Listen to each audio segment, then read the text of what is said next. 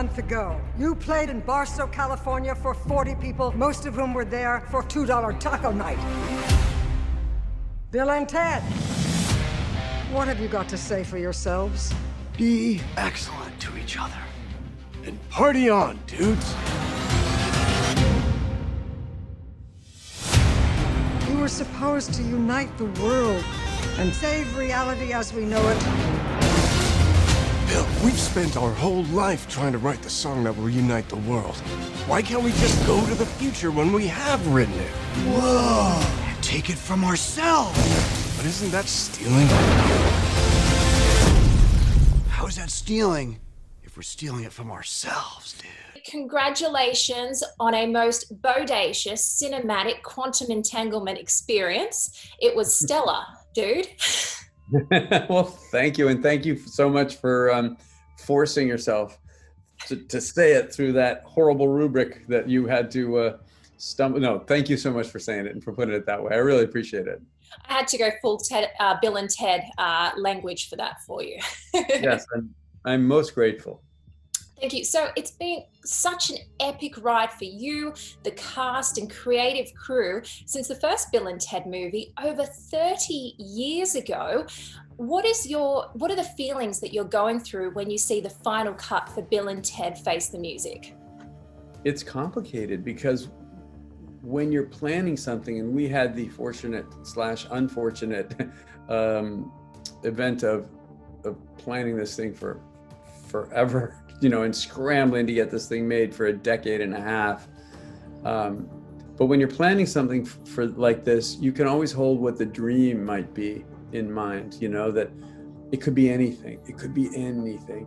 And then when a movie is done and it goes out, the dream is dead and reality is all it is. The movie is no longer what it could be, it's what it is.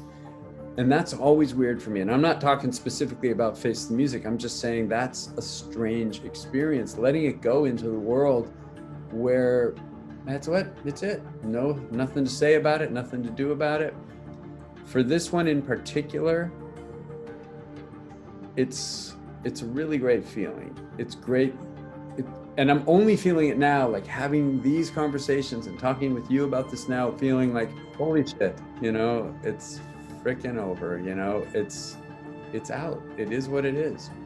People will make of it what they make of it. And Bill and Ted is I mean, it's a movie for people who like this kind of movie. Bill and Ted is definitely not something that I would recommend for your, whatever, your Fox watching uncle necessarily, although it's not a political film in any way, but it's, it is not for everybody. Mm-hmm. But I hope obviously that other people discover it, but this movie was made for fans of Bill and Ted. Yes. More than And going back and looking at the start of the journey with Bill and Ted's excellent adventure, the journey was, it was quite a complicated one. It wasn't easy at all. Can you talk a little bit about that, the famous movie that made you change the time traveling method to the phone booth, and also how the universe got us Bill and Ted to the big screen? Well, initially we wrote a movie called Bill and Ted's Time Van. Mm-hmm. We changed it to Excellent Adventure, but they still traveled in a van. Very initially, it was a van driven by a 17-year-old high school sophomore named Rufus, whose van for no reason drove through time. We never explained it. Once we finished that draft, we're like, it doesn't quite fit. And we came up with the idea that, well, what if not only their being separated means their band won't start and Ted goes to military school and the two guys can't be friends anymore, but what if, as a joke, in the future, it turns out that their music is going to unite the world? And that made us laugh. So we changed Rufus to an emissary from the future who arrived still in a van at that time. So we got a note from the studio basically saying, hey, this movie Back to the Future is coming out and they time travel in a DeLorean. You got to change that. And we were meeting with Stephen Herrick, who is the director, and he's the one who suggested what about a phone booth? Mm-hmm. And being guys in their early 20s in Los Angeles before there was an internet and without any kind of television other than three channels, I'd never heard of Doctor Who, or maybe I'd heard of it, but I didn't really know anything about it. Had I known, I'd have been like, no Doctor no Doctor Who like phone booth. That seems derivative. But we just said, yeah, sure, phone booth sounds good, because we didn't know any better. I'd like to pretend it was an homage to Doctor Who, but it was just stupid ignorance on behalf of us, stupid ignoramuses. Then Warner Brothers put it in turnaround. De Laurentiis picked it up. We got it made. De Laurentiis went bankrupt. It sat on a shelf. Nelson Entertainment picked it up. It became an Orion movie. Finally was released in '89. So it was quite a saga getting that thing made. Well, it's such an inspirational story, especially one to show people don't give up on your dreams, because you never know, especially during this time. So how is the Bill and Ted philosophy of be excellent to each other and party on, dude, relevant today? Well, we're really in a world, especially here in America, where it seems like the regular mode of discourse is be as insulting as possible to anyone who disagrees with you. And that's become kind of regular discourse.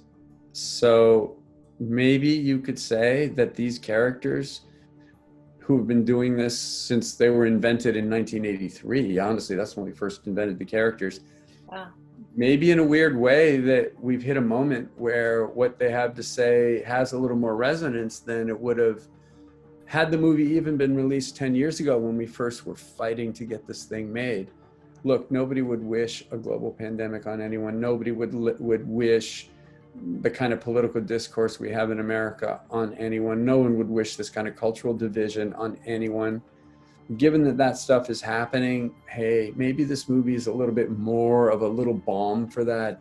You know, if this movie could be a 90-minute little diversion, sort of silliness from that would make me happy. That's what I loved about it, the escapism. Yes, well, thank you so much for a most triumphant interview. It was great talking to you, and I love finding out about those scenes. It really made my day. So can't wait to put this together and edit it. Thank you for having me on. I really appreciate it. It's great to see you. Thank you. And thank you, Chloe, as well, for organizing this. Thanks. Appreciate it. Have a good day, guys. Bye-bye. Take care. Bye.